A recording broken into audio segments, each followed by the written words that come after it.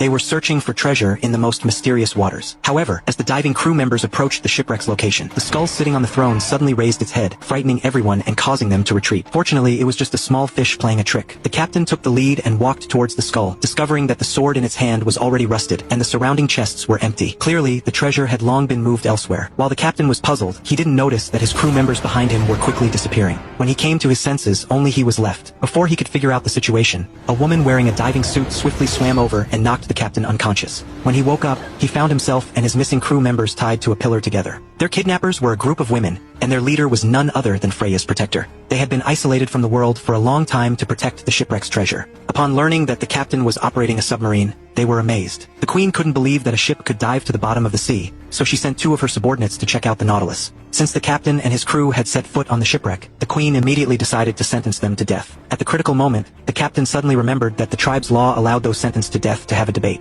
So, the captain offered to defend himself. Even though this was the tribe's custom, the queen didn't want to comply. However, her advisors insisted on adhering to tradition. As they engaged in a heated discussion, the crew members felt disheartened. Not only was there no treasure at the shipwreck, but it had also cost them their lives. The captain dismissed their thoughts, realizing that the treasure from the shipwreck had been moved to the island by the women. Every item on the island, even a small torch, was adorned with dazzling jewels, each worth a fortune. The most valuable item was the ruby on the queen's body, which was larger than a pigeon's egg. That ruby alone could fill a Nautilus. The crew members finally realized the details they had overlooked. The queen then agreed to let the captain defend himself. The captain explained that they had come to this place to find treasure to arm their submarine against the East India Company. The surrounding crew members nodded in agreement. Invaders had seized the East India Company and used it as a base to oppress countless people. The queens were moved by their unity, but she still adhered to the tribe's tradition of killing any invaders. So, the queen still didn't intend to spare the captain and his crew. Fortunately, during the delay, the crew successfully untied themselves. At the captain's command,